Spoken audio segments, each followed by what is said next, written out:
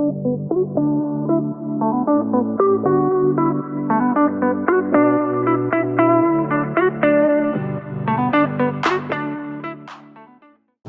back, everyone.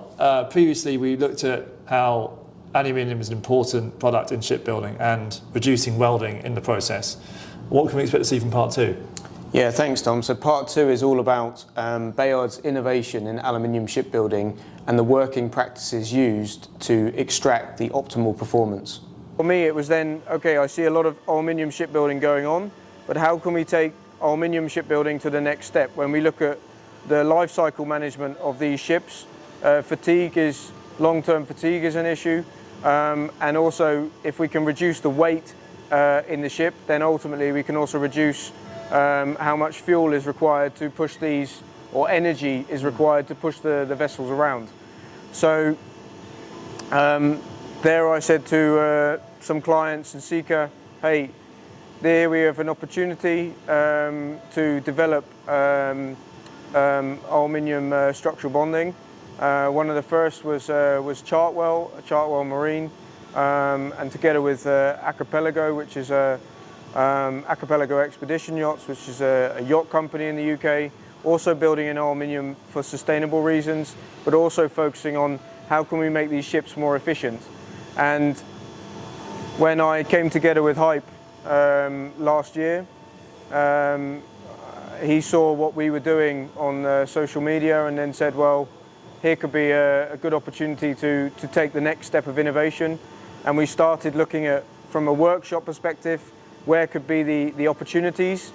Structural bonding is something we are used to with aeroplanes, with trains, with cars, etc. But in the maritime industry, it's used in windows and in composite, but less, of course, in aluminium. We know that when we weld a plate, we're on that area reducing the strength by, say, 40–50%. So we see that if we can bond more of the plates together and reduce the welding, make a sort of a hybrid connection, then we can make the plate strength, let's say, used more effectively and potentially make the plates thinner. Deformation is a big part of aluminium shipbuilding, as you see with friction stir welding being a low heat application. It means that the plates and the overall structure can be much straighter and thus reducing the fairing. If we can go one step further with structural bonding, putting no heat in there, we can also reduce fairing requirements. When we have to put, let's say, protection around people welding, when it comes to a complete floor foundation, only a few people can be working in that area at one time. Ultimately, fabrication is a major skill. So with structural bonding, we can certify adhesive bonders, and we can train them to work more easily than we can train a fabricator or a welder. In shipbuilding in general, you need a lot of companies to build a boat, but specifically yachting and in big sizes, you need even more companies because it's huge scopes and a lot of people needs to be involved.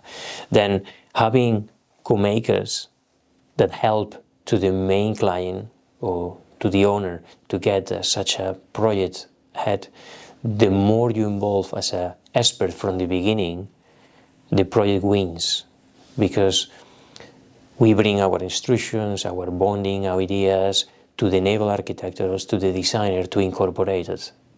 Then you are adding value on decreasing weight, decreasing welding, and improving fairness. Then, yeah, it's a quite good thing that the clients involves experts like Bayards on an early stage to win in the long term within the full project. Wat wij zelf in huis hebben, dat zijn drieassige freesmachines, ook vijfassige freesmachines en een Friction Stir Weldmachine. Wat houdt dat in? Wij extruderen FSW-planken, dekplanken, die we aan elkaar FSW'en en waardoor we plaatvelden van 12 bij 3 meter kunnen creëren met Friction Stir welden. Dat is een heel proces, maar eigenlijk moet je het zien, 2 platen die tegen elkaar aangezet worden met een tool roteren we in de stuik en daardoor koppelen we 2 platen aan elkaar. Dit voorkomt warmteinbreng, dus vervorming van je materiaal en kwaliteit van het materiaal wat dan op hoogte blijft.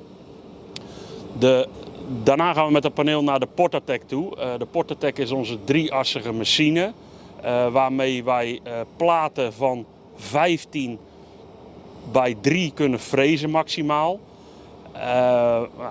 Wat doen we hier dan mee? We maken hier de onderdelen, maar we doen ook de belijning erop spuiten. We kunnen eventueel chamfers toepassen, radiussen toepassen.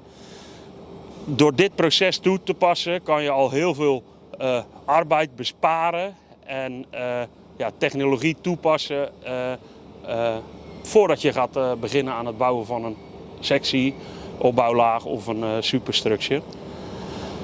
Voor de rest hebben we ook nog een profielbewerkingsmachine. Dus als we raamstijlen hebben met inkepingen voor de dikte van je glas of whatever, kunnen we deze profielen allemaal op de 10 nauwkeurig frezen. Wat natuurlijk in de jachtbouw prio number 1 is. I'm Carsten Heijman. I'm production team leader of the CNC department of Bayards Aluminium Solutions. This machine they bought from a company from Denmark, and we bought it to making panels for the shipbuilding. For the friction stir welding, you don't have to put some other material inside. So this is only 2 pieces together, and you friction stir welding it together. So you get no gas. You have to don't put some material inside the weld, and the heat is less than a normal weld. So when the heat is less, you got your material is not so hot as by MIG or TIG welding. So the material stays more flat. After the welding, after the first weld, when we move on to the second weld, we always flip the material around, and we're doing a PT. Quality control. So to look, okay, if there are any cracks, is everything okay? And from the beginning, at the end, we make a saw piece, and then we're making a bending test. So when we're making a bending test and the material stays okay, without a crack on the bottom, then it's fine by me. Only the bending test depends on what alloys you have to weld, because in a high alloy, the range of the diameter of the bending test has to be bigger than the low alloys. Otherwise, it will crack. So we got the quality control for that. But after 1 weld, we have to check that. Then 2, 3, 4, and after 5 weld, we're doing the process all over again. So after 5 welds, we're doing a quality control. For example, we are engaging with a lot of our suppliers. These suppliers, some of them are already getting really involved on the carbon efficiency, and they are bringing, for example, the base aluminium from Norway and these locations where the production is done with renewable energies. We are getting into this, and we are seeing that the owners of the yachts are already asking for this, and being part of a company who is already involved on this, getting certifications and so on, you can offer the clients or the end client which they really want, which is a very carbon-free product from the very beginning, and aluminium plays a big role.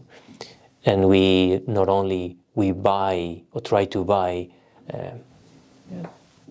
carbon-free, let's say, aluminium, that we recycle all the aluminium we do, which is reuse again to generate better aluminium.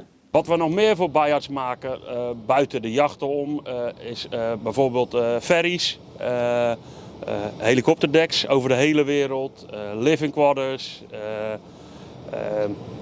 speciaal ontworpen tribunes. Eigenlijk alles wat je kan verzinnen in het aluminium, dat maken wij. En dat is waar wij ook goed in zijn. Werken we uit van aan het ontwerp tot oplevering. En eigenlijk al die facetten die daar tussen zitten, kunnen wij allemaal binnenshuis.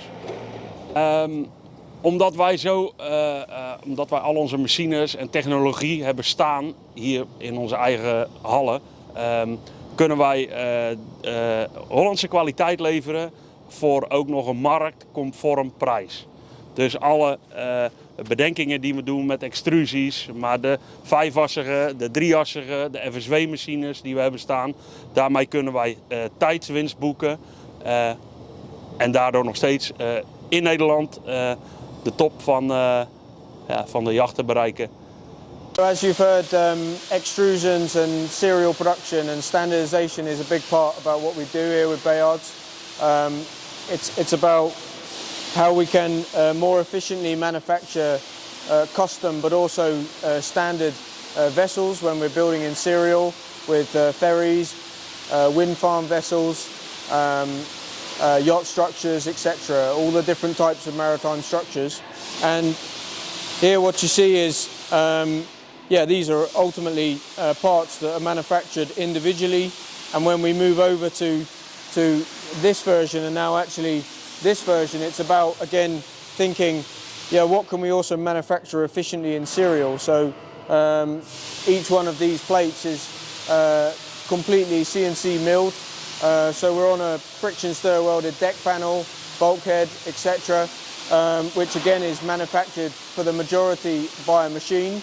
Of course, the extrusion plate comes in, we friction stir weld it together, machine made, and then after that we're looking at industrial pre-treatment processes such that again more and more machinery is involved, such that we're reducing the manual labour and thus increasing the process efficiency and able to deliver high quality vessels, structures with the quality that people are used to from the Dutch built, so to say, but at a really attractive and good price point for all types of ships that are being built. Now we're in a phase where we made a clear trajectory step plan where we start with some, let's say, some less critical joints, so to say, to build a good feeling with classification and with clients that this is not something to be afraid of. And then after that we build on from this gradual steps, and then eventually we will move towards what we can do in perhaps intermediary plating, etc., above the waterline, again to build the comfy feeling that it's not something to be afraid of, and gradually you will see it implement more into shipbuilding.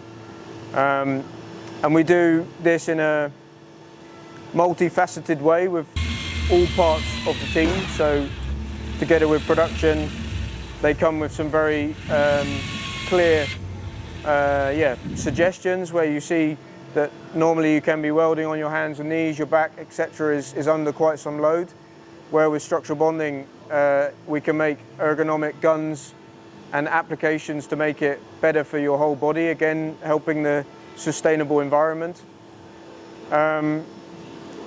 And we're now busy with classification and together with our partners in testing what is happening to the joint, such that we can already put it through an extended life cycle to make sure we know everything that's going on with the joint and it's working well through its total lifetime. Well, Chris, it's been a pleasure to have you here with us on this journey. Yeah, it's been a pleasure to be together on the journey, yeah. Thank you for being here. And I think we've learned quite a lot about what Bayards have been doing and the really sort of innovative things they've been doing with aluminium and with structural bonding. Yeah, ultimately it's all about trying to reduce the heat that's going into the aluminium. When we reduce the heat, we know that we can achieve we can effectively keep the strength that is within the plate, rather than losing about 40 to 50% from welding. So a lot about what we try to do with friction stir welding, extrusion library, aluminium structural bonding is about reducing that heat. When we do reduce the heat, we see that we're able to create straighter structures that are lighter in weight because we don't need as much fairing on the plate to keep it looking as straight and true. And it also means that we're able to manufacture the structures much easier because aluminium structural bonding allows us to be more ergonomic and introduce more extrusions and profiles, etc., to bond to the structures. And ultimately it's resulting that we're able to deliver structures that are lighter in weight with a reduced overall cost and increased process efficiency. Great, and what can we expect to see further down the line as we continue on this journey? Yeah, so the next phase really is we're super excited to bring Rena and followers along for the next phase of the journey, which is the continuation of aluminium structural bonding. We're going into the next phase of the development with classification approval and implementation.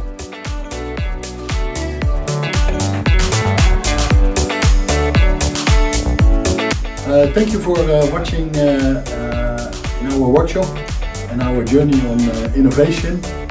Stay tuned for more.